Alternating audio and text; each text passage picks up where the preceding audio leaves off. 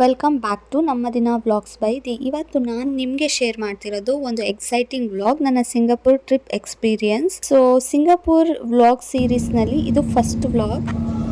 Ladies and gentlemen, welcome to Singapore. Discover the iconic skyline.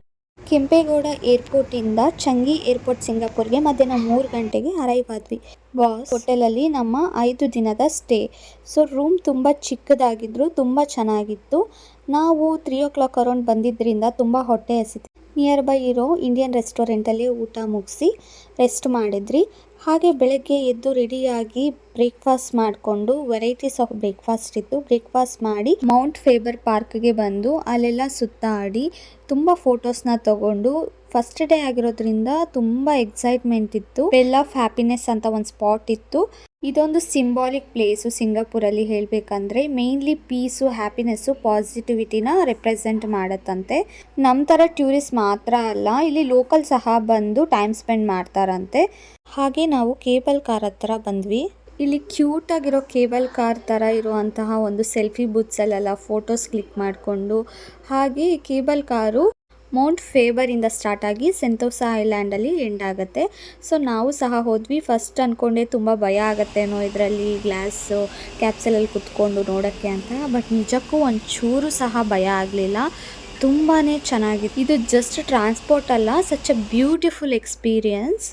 ಇದರಲ್ಲಿ ಕುತ್ಕೊಂಡು ನೋಡ್ತಾ ಇದ್ದರೆ ಸಿಟಿದು ಸ್ಕೈಲ್ಯಾಂಡ್, ಸಿ ವ್ಯೂ, ಗ್ರೀನರಿ ಎಲ್ಲ ಟಾಪ್ ವ್ಯೂನಲ್ಲಿ ಒಂಥರ ಸೂಪರಾಗಿ ಕಾಣಿಸ್ತಾ ಇತ್ತು ನಮಗೆ.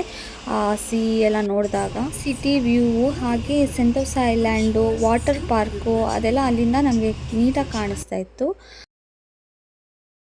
ಕೇಬಲ್ ಕಾರ್ನಲ್ಲೇ ನಾವು ಸೆಂಟೋಸಾ ಐಲ್ಯಾಂಡ್ಗೆ ಬಂದ್ವಿ.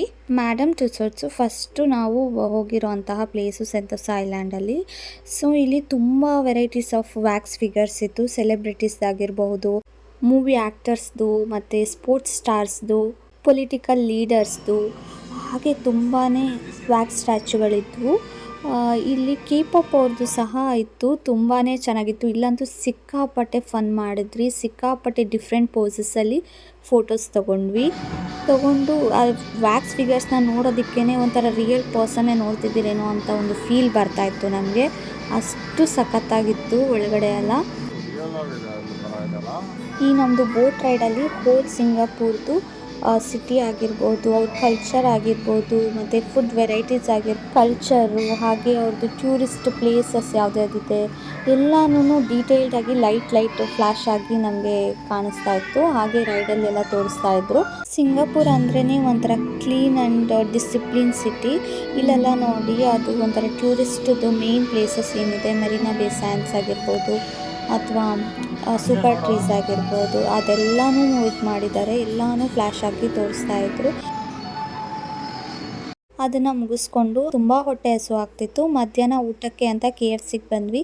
ಟೇಸ್ಟ್ ಹೇಗಿರುತ್ತೆ ನೋಡೋಣ ಅಂತ. ಇಂಡಿಯಾದಲ್ಲಿ ಹೇಗಿರುತ್ತೋ ಹಾಗೆ ಇತ್ತು. ಮುಗಿಸ್ಕೊಂಡು ಸೈಲೋಸ್ ಬೀಚ್ಗೆ ಬಂದ್ವಿ. ಇಲ್ಲೇನು ಆಟ ಆಡಲಿಲ್ಲ, ನಾವು ಜಸ್ಟ್ ರಿಲ್ಯಾಕ್ಸ್ ಮಾಡಿದ್ವಿ. ಸಂಜೆ ಹಾಗೆ ಆಫ್ಟರ್ ಲಕ್ಸುರಿಯಸ್ ಕೆಸಿನೋ ಪ್ಲೇಸ್ಗೆ ಬಂದ್ವಿ. ಇಲ್ಲಿ ಟೂರಿಸ್ಟ್ಗೆ ಫ್ರೀ ಎಂಟ್ರಿ, ಬಟ್ ಲೋಕಲ್ಸ್ಗೆ ಪೇ ಮಾಡಬೇಕಾಗಿರುತ್ತೆ. ಹಾಗೆ ಒಂದು ಕ್ರೇವಿಂಗ್ ಆಗ್ತಾ ಇತ್ತು ಸಂಜೆ ಏನಾದರೂ ತಿನ್ನಬೇಕು ಅಂತ. ಸೊ ಐಸ್ ಕ್ರೀಮ್ ಸಿಂಗಾಪುರಲ್ಲಿ ಬಂದರೆ ಮಸ್ಟ್ ಟ್ರೈ ಮಾಡಬೇಕು.